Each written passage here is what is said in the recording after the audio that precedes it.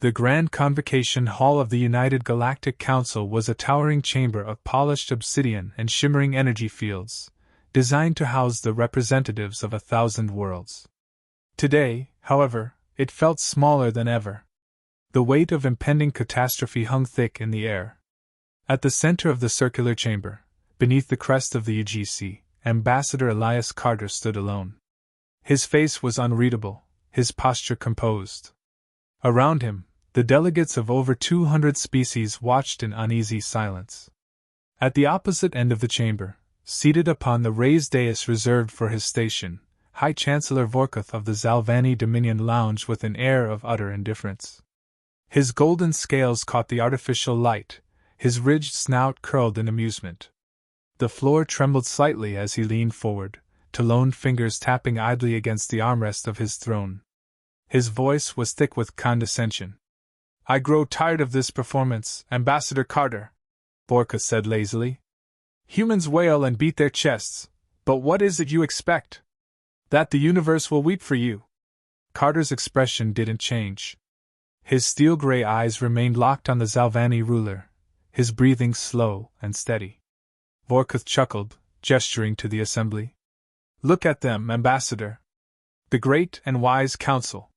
They sit here, shifting uncomfortably, wondering if they should pity you or fear you. But in the end, they will do either. Because they know, as I do, that this is simply the way of things." A murmur rippled through the chamber. Some delegates exchanged uneasy glances. Others, particularly those aligned with the Zalvani, smirked in agreement. Carter finally spoke, his voice measured calm. "The massacre at New Horizon was an unprovoked act of war." Vorkuth waved a dismissive claw. "A misunderstanding." Carter's gaze sharpened. 10,000 dead. A colony razed to ash. Families slaughtered in their homes. "And you call it a misunderstanding?" Vorkuth's smirk widened. "Call it what you like, Ambassador. The strong take from the weak. That is the natural order." Silence. In the viewing galleries above, whispers spread among the assembled observers. Even among the more predatory species, there was a distinct shift, an unspoken realization that Vorkuth had gone too far. Carter exhaled slowly. When he spoke again, his voice was softer, but far more dangerous. "You mistake our patience for weakness." Vorkuth snorted. "Oh, please. The Council would never allow your kind to retaliate. You are bound by these laws, these fragile treaties." His yellow eyes gleamed. "Your hands are tied, Ambassador. And so you will do nothing." Carter tilted his head slightly. "Are you certain of that?" Vorkuth hesitated. It was small, almost imperceptible, but Carter saw it. A flicker of doubt. From the elevated seats, a new voice cut through the tension. "The human speaks truth." All eyes turned to the speaker, Lord Magistrate Kethril of the Thauray Consortium, an elder statesman whose people had once suffered humanity's wrath in a long-past war. Kethril's deep-set crimson eyes fixed on Vorkuth. "You are arrogant, Chancellor. That is not unusual among your kind. But I have lived long enough to know what happens when humans are provoked. When they are wounded. When they are enraged." He leaned forward. "You assume restraint is all they possess. You are mistaken." Vorkuth's smirk faltered, but only for a moment. He scoffed, shifting in his seat. "Fear-mongering. They will do nothing." Carter inhaled, steadying himself. His next words were not for Vorkuth alone, but for every delegate in the chamber. "Humanity is patient," he said. "We abide by your laws. We sit at your tables. We listen, we negotiate, we compromise." He paused, letting his gaze sweep across the room. "But there are lines that cannot be crossed. You murdered our people. You set fire to our homes. And now you sit there, laughing, expecting no consequences." He took a single step forward. "Chancellor," Carter said evenly, "you have made a fatal miscalculation." A ripple of unease passed through the assembly. The air itself seemed heavier. Vorkuth scoffed, but the bravado had lost its edge. "The Council will never approve war against my dominion. And you would not dare act alone." Carter regarded him for a long moment. Then, very deliberately, he placed a small data slate onto the central table. It activated with a soft chime, displaying classified military movements, fleet formations, an unmistakable pattern of war preparations. Vorkutha's eyes widened. The hall fell utterly silent. Carter spoke once more, his voice a quiet storm. "We are done asking." For the first time since the summit began, Vorkuth had nothing to say. The diplomatic quarters of the human delegation were silent, save for the soft hum of the environmental controls. The air was thick with tension. Ambassador Elias Carter stood by the wide observation window, watching the distant glow of Carthan Prime's twin suns. Behind him, his advisors and military liaisons sat around a long conference table, their faces grim. No one spoke. The weight of what had just happened in the United Galactic Council chambers still lingered. Carter had made humanity's position clear, and now they waited. A chair scraped against the floor as Admiral Helena Voss leaned forward, her sharp green eyes locked onto Carter's reflection in the glass. "So that's it?" she asked. "We're just going to wait." Carter turned, his expression unreadable. "For now." Voss exhaled sharply.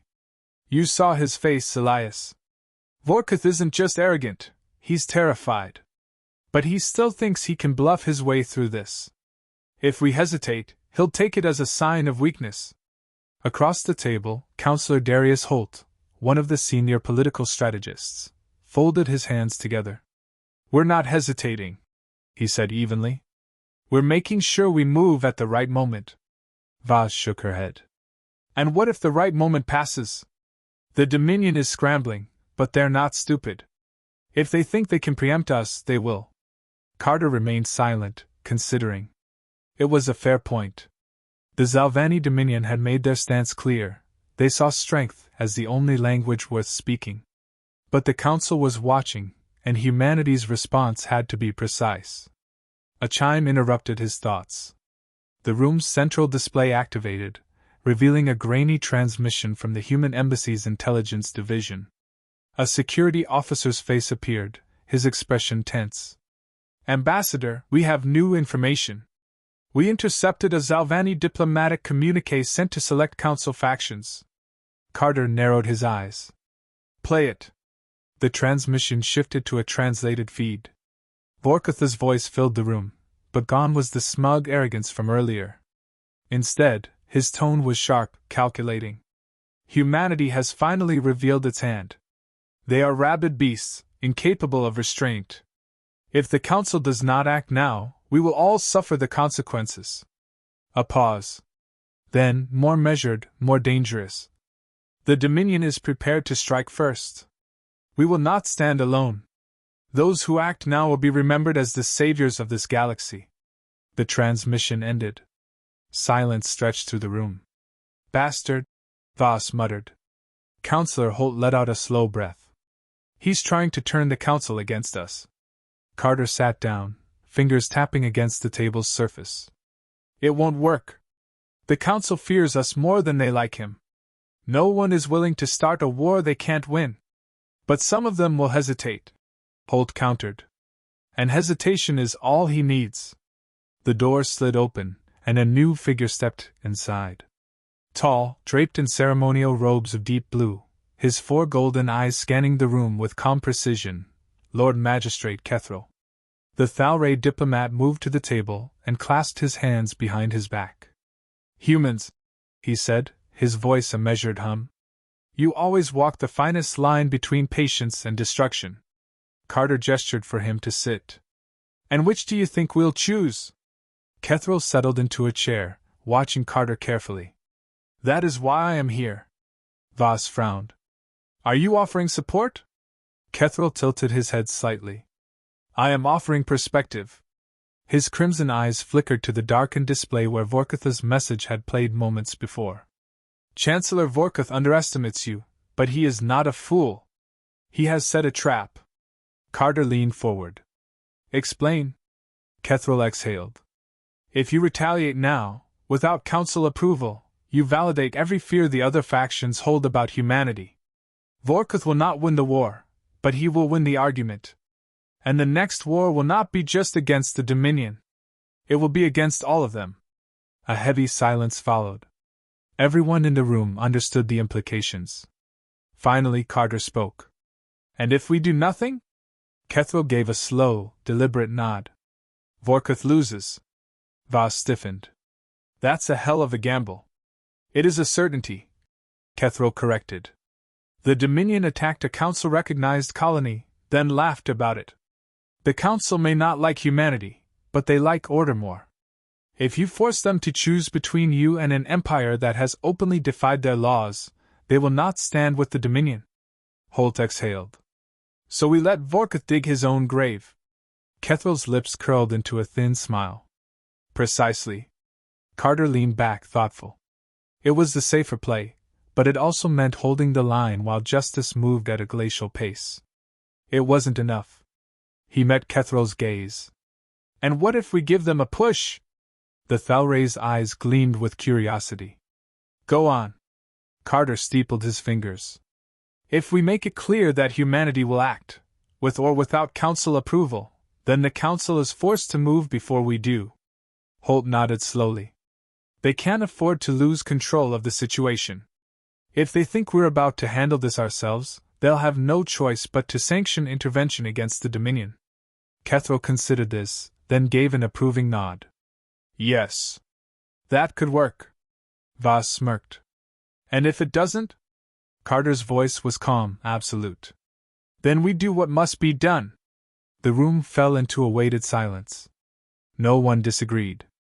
After a moment, Kethro rose to his feet. You are an unusual species, Ambassador. You threaten war yet walk toward peace.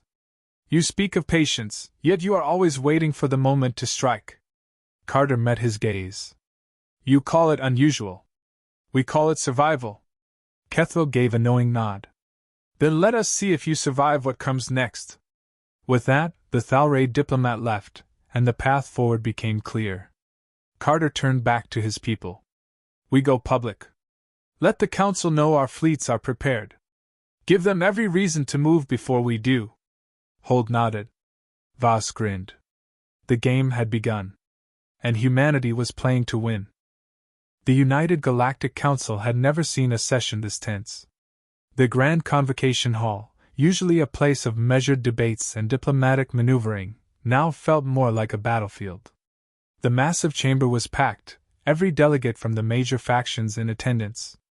Hushed murmurs filled the air as whispers of war spread like wildfire. At the center of it all, Ambassador Elias Carter stood alone at the speaker's podium. His posture was composed, but his eyes held a quiet storm. Across from him, seated high on the Chancellor's dais, Vorkuth lounged with feigned indifference, but there was a tightness around his jaw. He knew what was coming. Carter's voice cut through the murmurs. Let the record show that humanity has exercised every avenue of diplomacy. We have sought justice through the appropriate channels. We have placed our faith in the rule of law. And yet, despite clear evidence, despite the undeniable truth, the United Galactic Council has failed to act.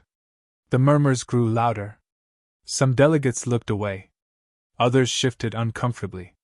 Carter let the silence hang for a moment before continuing, his voice steady, unwavering. New Horizon was not a battlefield. It was a colony. Families. Children. Civilians. 10,000 lives erased in a single night. His gaze swept the chamber. And now you ask us to wait? A low growl echoed from the Zalvani section. One of their war ministers, a broad-shouldered brute named Ralvek, bared his fangs. Your outrage is meaningless, human. The strong shape the course of history. The weak are forgotten. Carter turned his attention to him, his expression unreadable. You think humanity is weak? Ralvek sneered. You sit here begging for justice while real warriors take action. That is weakness. Carter's lips curled into something that wasn't quite a smile. Is that so? With a small motion, he activated the central holodisplay. The air shimmered, and suddenly, the entire chamber was bathed in the image of deep space. A sector map blinked into view, marked with several red-coded indicators. Fleet formations. Gasps echoed from the crowd as the realization set in. This, Carter said, is the current positioning of the Terran Defense Forces. A murmur of alarm spread through the delegates. Even some of the neutral factions leaned forward in their seats. The display showed a massive mobilization, hundreds of ships, dozens of battle groups, all positioned along the Dominion's borders. Vorkuth sat up straighter, his golden eyes narrowing. Carter continued, his voice calm but firm. Our fleets are in position. Not because we seek war, but because we will not allow another atrocity to go unanswered. We will not be prey. His gaze hardened. And we will not wait for permission to defend ourselves. The murmurs turned to outright discussion, some voices angry, others fearful. Several delegates from smaller factions whispered among themselves, clearly re-evaluating their stance. Kethril, the Thalray diplomat, leaned forward from his seat. Are you saying you will act outside council authority? Carter met his gaze. I am saying we will act. A deep silence followed. Then, from the far side of the chamber, a new voice entered the fray. I second the human's motion. All eyes turned to the speaker, General Vosret, a battle-worn veteran of the Alari Federation. Her species, though neutral in most conflicts, had suffered losses at the hands of the Dominion in the past. The fact that she was siding with humanity sent shockwaves through the assembly. Another voice followed. Then another. Slowly, factions that had once remained silent began to speak up. Not all in support of humanity, but against the Dominion. Against Vorkuth. The Chancellor's golden scales darkened with irritation. He slammed a clawed fist against the arm of his seat.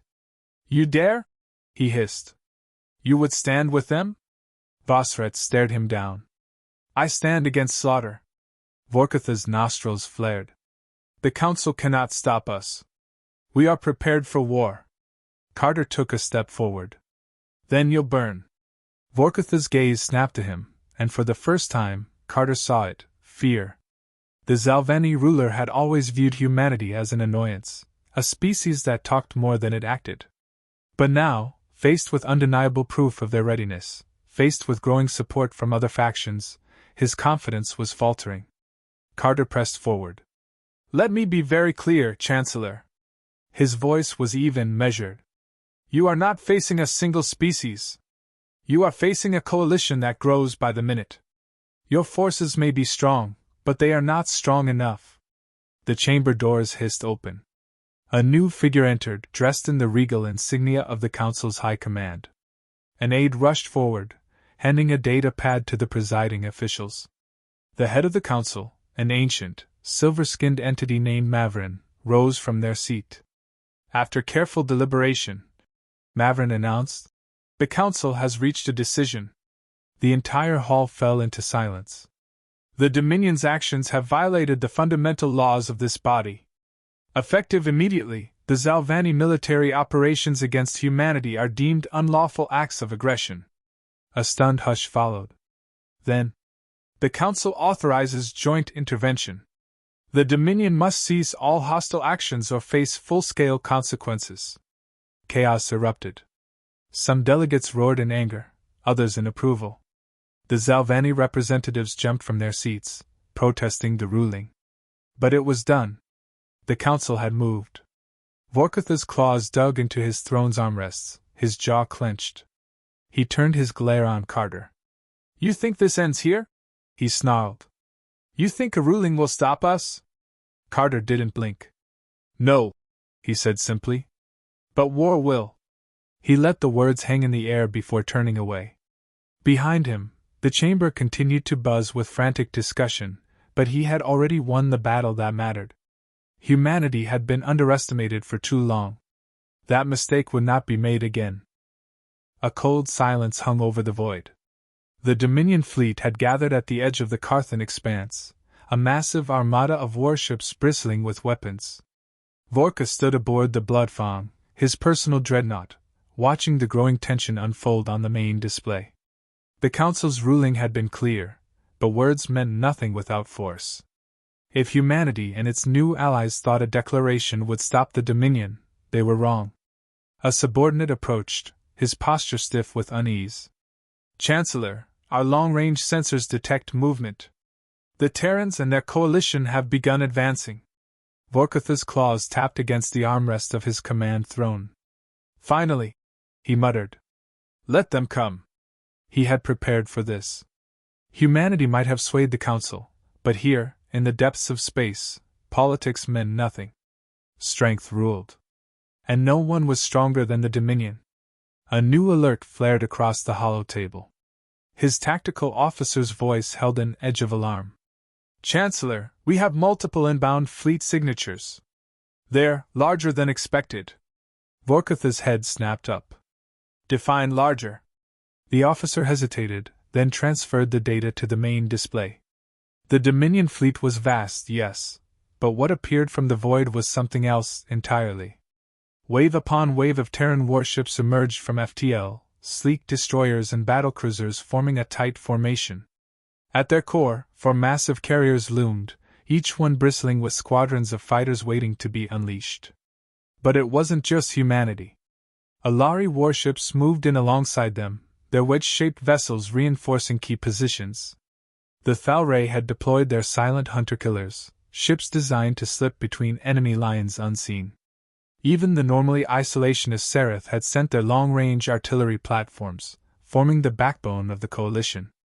Vorkutha's throat rumbled. They brought everything. A flicker of movement caught his eye, one final arrival. The Vindicator, flagship of the Terran Defense Fleet, appeared in a controlled burst of light. And at its helm, standing tall amidst the bridge crew, was Admiral Helena Voss. She didn't wait. All ships. Her voice rang through the open channel, cold and unwavering. Weapons free. The void ignited. Carter stood in the Council's observation chamber, watching the battle unfold on a massive projection screen. The chamber was packed. Diplomats, military officials, even some of the neutral factions. All eyes were locked on the battle raging beyond the stars. Kethro stood beside him, arms crossed. It begins. Carter nodded, his expression unreadable. And it ends here. The Dominion's fleet responded with brutal efficiency. Their forward line surged forward, heavy cruisers unloading volleys of plasma fire that lit up the battlefield. Their smaller frigates weaved between formations, harassing the coalition's flanks. But humanity had planned for this. The Terran fleet moved with terrifying precision, their ships shifting formation seamlessly. Squadrons of strike craft shot forward, missiles and railgun fire streaking through the darkness. Dominion vessels shuddered under the assault, their shields flaring, some failing entirely. Then came the artillery barrage. The Seraph platforms, positioned far behind the main engagement, released their payloads. Kinetic slugs, the size of buildings, accelerated to unimaginable speeds and slammed into the Dominion's center formation. Entire ships crumpled like tin under the sheer force of impact. Vorkuth bared his fangs. Focus fire on the carriers! Break that line! His command was immediate. Dominion battleships adjusted course, unleashing sustained barrages toward the heart of the coalition formation. Explosions rippled along the Terran fleet as some ships buckled under the assault. Admiral Voss remained unfazed. Redirect shields. Counteroffensive, Sector 7. The response was brutal. The Thalray hunter-killers struck from the shadows, slipping behind enemy lines and carving through key Dominion vessels. The Alari formations held firm, their advanced deflector fields absorbing heavy impacts before retaliating with devastating precision strikes. Humanity pressed forward.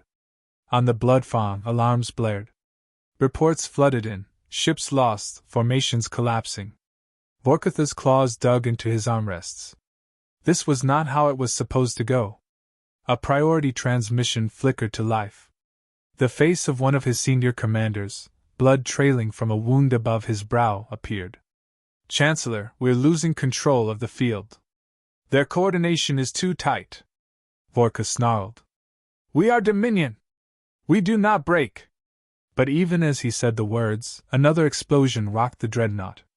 Sparks rained from overhead panels. His officers scrambled at their stations, desperately trying to maintain order. Then came the final blow.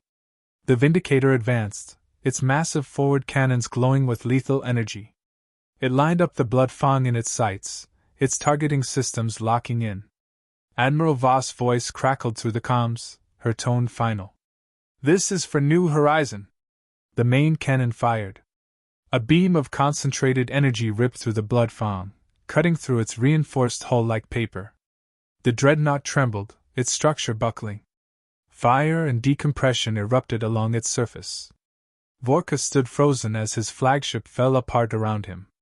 He had thought this was his battle to win, his war to shape. He had been wrong. As the Blood Fang detonated, sending debris spiraling into the void, the Dominion fleet faltered. Without their leader, without their strongest warship, panic set in. Some ships tried to flee. Others surrendered outright.